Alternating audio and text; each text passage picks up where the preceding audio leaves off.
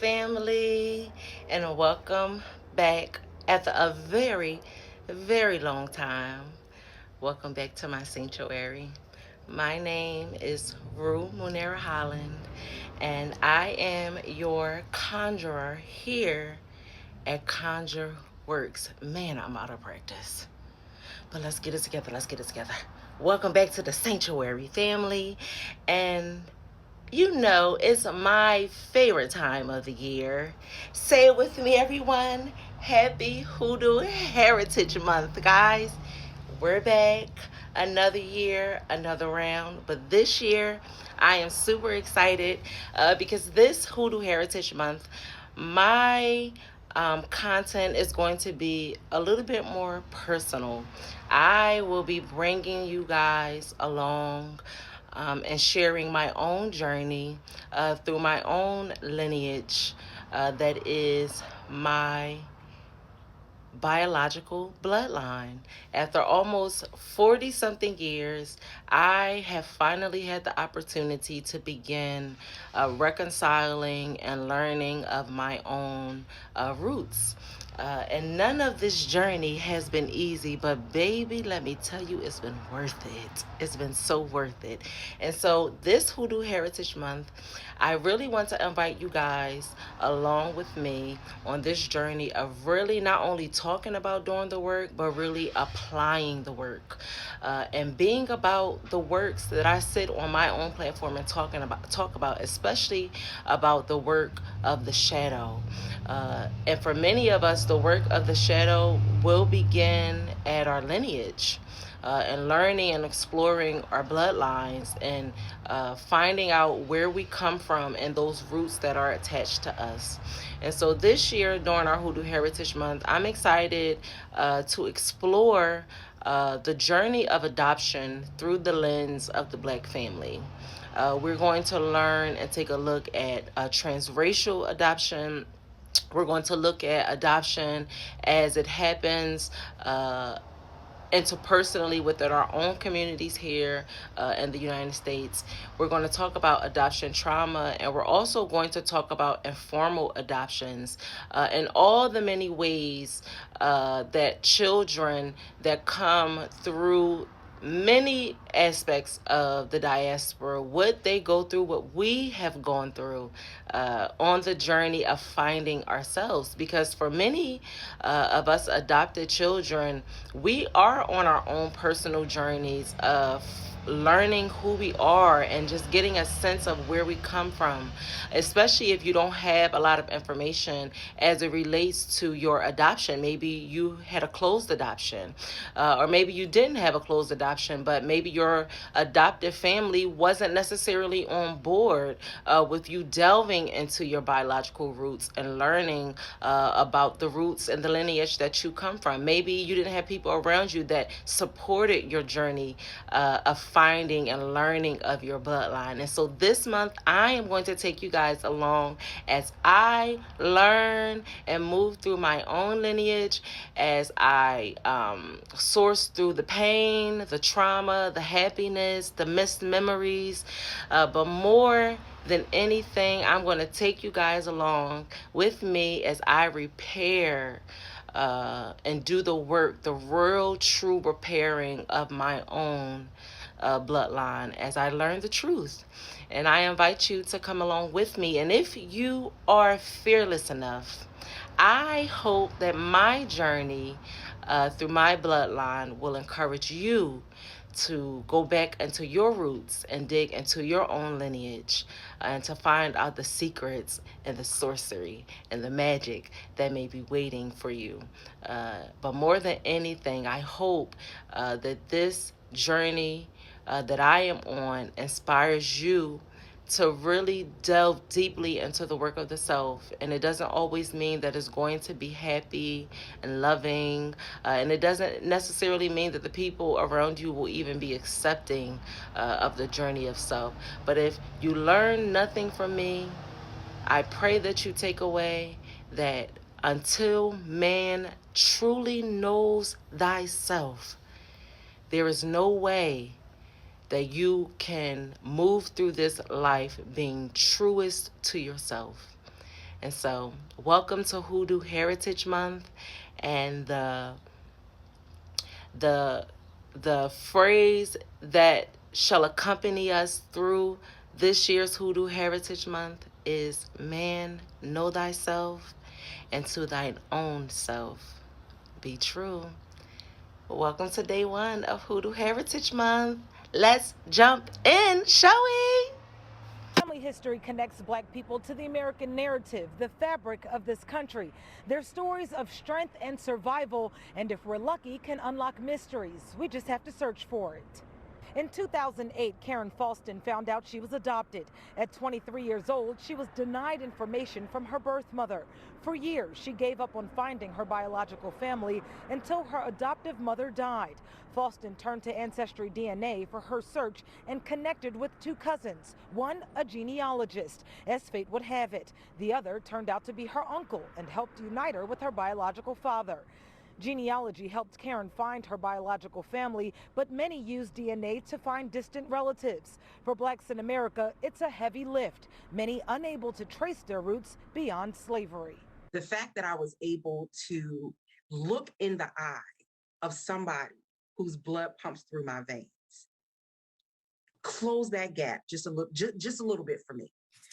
There's always going to be a little bit of a gap just because of the history of who we are as African Americans and what we've gone through. That generational trauma is just there, right?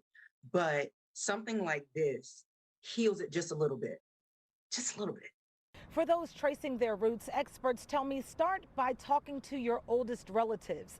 Then head to the courthouse and find birth certificates, marriage licenses, check census records, and then supplement your search with DNA matches. My daddy, the whole family, was held against their will. If you did leave, they either come get you or have somebody kill you, whatever. Jerry Dawson, he lived around the same place we lived on. He left, they went and got him, brought him back, carried him right down there from his house, killed him, hung him up in a tree, castorized him and hung him up right from his house where his children, everybody could see him. I'm pretty sure it's 55, 56 when this happened.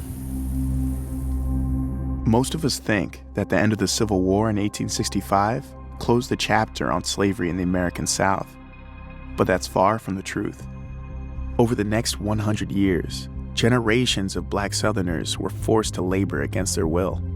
This new form of slavery happened in the shadows of the first half of the 20th century, and even though civil rights movement began advancing racial equality in the South in the 1950s, these practices continued secretly, making it a difficult history to prove. Today, there's one woman who's dedicated her life to finding this lost history of Black identity. She's been called the slavery detective of the South. Though sometimes, the end goal is simply to give people knowledge of their family roots, which for a lot of Black Southerners is something that slavery erased. Let me first tell you how I got started with this. Researching my own family history. My family was held as slaves. Well, in 1863, my family was emancipated, and my family did become sharecroppers. Robert Harrell became a sharecropper under the system of sharecropping. The planter and the newly freed former slaves came into an agreement. I will furnish you with the seeds, with the land, a place to stay. In return, you would give me a portion of the crops. Well, not everyone did the right thing. Although sharecropping was technically legal, the practice was widely abused by white landowners who used debts to keep African Americans tied to the land that they once worked as slaves. Sharecroppers didn't pay rent, but they didn't own any property, and today, historians agree sharecropping was just slavery by a different name. Hello, I'm Nika Smith, and I'm here to help you detect the lies when it comes to African American genealogy and family history research. The first lie is that African Americans were not documented before 1870. 1870 is a significant year because it was just 5 years after the ratification of the 13th Amendment, which abolished slavery, except in the case of involuntary servitude, and 1870 was the first year that all African Americans, regardless of if they were free or they were formerly enslaved, had the opportunity to be enumerated on the federal census.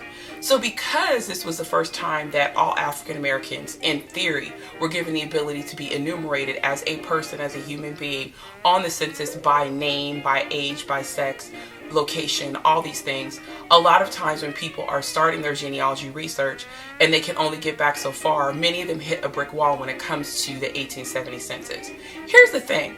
If you have an ancestor who was on the 1870 census, you've got beyond the 1870 census. The Freedmen's Bureau was started by, it was authorized by Congress in March of 1865, although an iteration of it existed before that in different forms in different states. And so it was really one of the first social service programs that we have that you see, because I just talked about labor contracts. They issued rations and clothing to people. They had schools. In fact, you talk about Howard University. Howard University is actually named after O.O. Howard, who was over the Freedmen's Bureau nationally. They operated hospitals. Howard Hospital was a Freedmen's Bureau hospital. You have other institutions that are HBCUs that literally began not as Freedmen's Bureau schools, but as funding sources, getting funding from the Freedmen's Bureau. You have marriages that they were over, meaning those who were formerly enslaved who wanted to get married, they could go to the Freedmen's Bureau and solemnize their marriage. You also have contraband camps. When you hear that word, it's like, well, what do you mean contraband?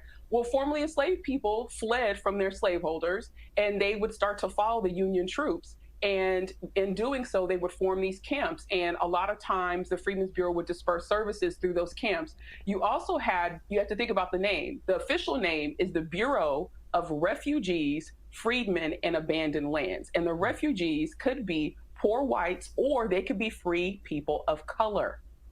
The freedmen were, of course, the formerly enslaved, and then the abandoned lands. And so you also had operations like courts, where there were states where Black people could not testify against white people. You have proceedings that the Freedmen's Bureau was over that you can find the documents for those things there. Transportation. Let's say you have an ancestor that you have documented in Mississippi and they're born in North Carolina, and you've been trying to find who the slaveholder was and you have no leads. There's a possibility that the Freedmen's Bureau paid to send that individual or a family from North Carolina after the war to Mississippi because there was land that needed to be farmed.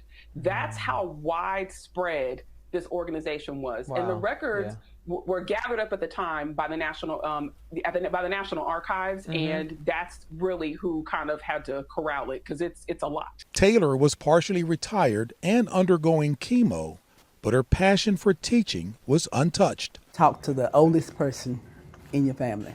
Up until her death, she continued to encourage the next generation to keep looking at the past, sharing her knowledge with archivist Kashonda Murphy. The past is important because it gives us insight into the future. If you don't know where you're from, you don't know what's ahead of you. You've encouraged that we do that even if it makes us mad. It will make you mad. It'll make you where you do not want to do any more research, but who's going to do it? And document it so that grandkid or that kid can be proud of their family. Not what happened to, but because of who they were.